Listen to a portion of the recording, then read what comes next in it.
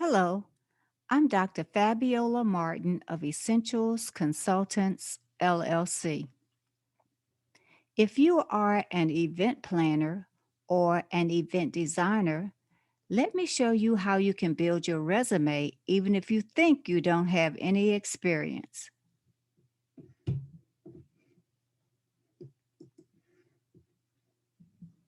Let's start with the top of your resume. You would include your name, your address, your phone number, and your email address. Then you'd ask yourself 3 questions. What in event planning are you passionate about?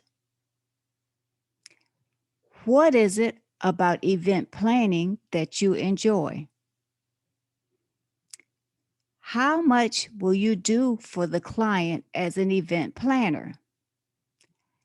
After you answer these 3 questions, you will have enough to make a professional summary that sounds something like this. Passionate about creating memorable experiences that are impressive. Enjoy taking away all of the worries from a client's event. Will plan details from an idea for an event to the cleanup and follow up after an event. That will be your professional summary. Next, you ask yourself, what types of non-professional events have you planned and for how many people? You will use this information in the next section, and that section is called experience. Though you think you have no experience, I'm sure that you've planned some events like these: birthday parties, bridal showers, baby showers, graduation parties, anniversaries, holidays including Christmas and Thanksgiving, movie night parties, sleepover parties, family reunions, retirements, or vacations. If you plan any of these types of activities, then you've planned some things that the same types of things that event planners would plan. And so you will put that under planned events or celebrations for up to a certain number of people. And you know what the number of people are that you have done these types of celebrations for. So you would put that number right here. Let's go down a little bit further and ask yourself the next question. What jobs do you want to do for your client as an event planner? That will go under your skills and abilities. Do you want to reserve venues? Do you want to design room setups? Do you want to coordinate activities? Do you want to plan menus? Do you want to schedule transportation or acquire music such as DJs or sound systems? Do you want to order decorations? If so, and you have that ability to do these things, then these are under your skills and abilities. So you would list them. Now, I warn you, whenever you're creating a resume, never put anything in that is not true.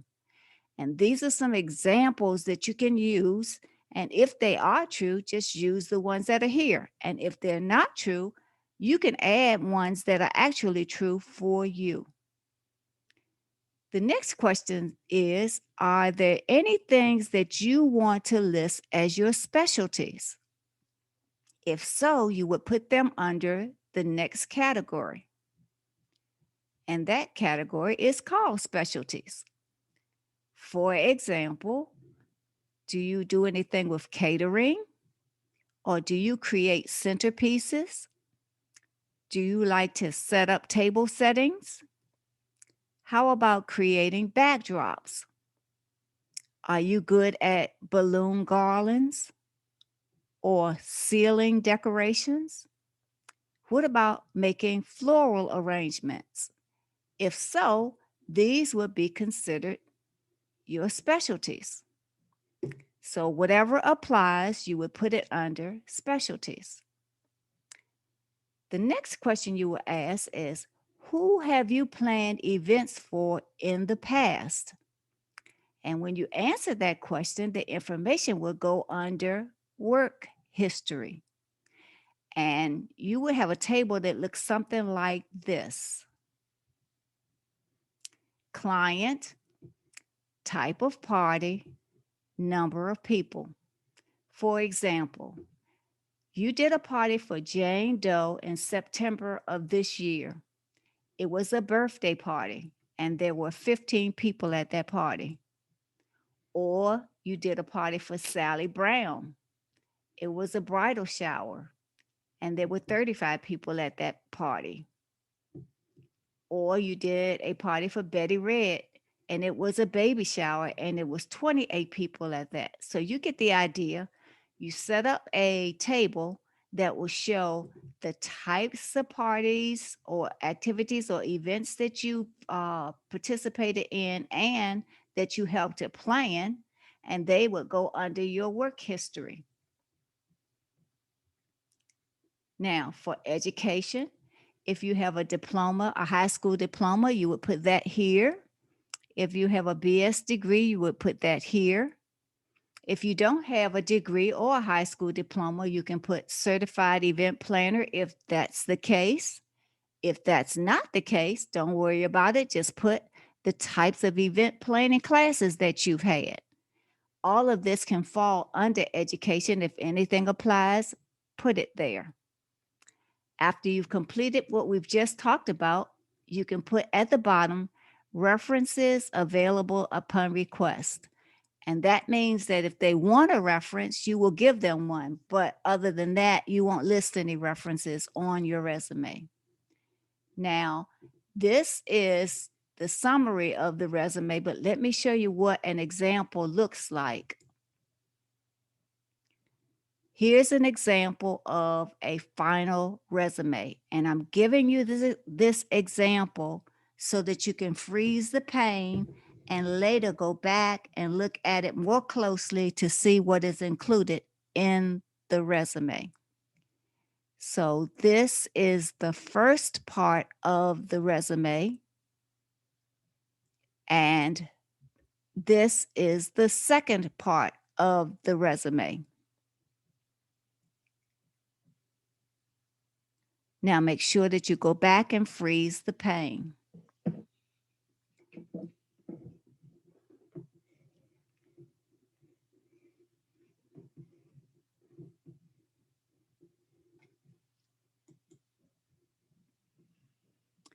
If you enjoyed this video, please like and subscribe. If you have any advice based on your own experience, please share it with your community in the comments below. You can also click on my name below to visit my channel and watch my other video on how I solved an event planner's salary problem. Thank you for listening. Have a good day.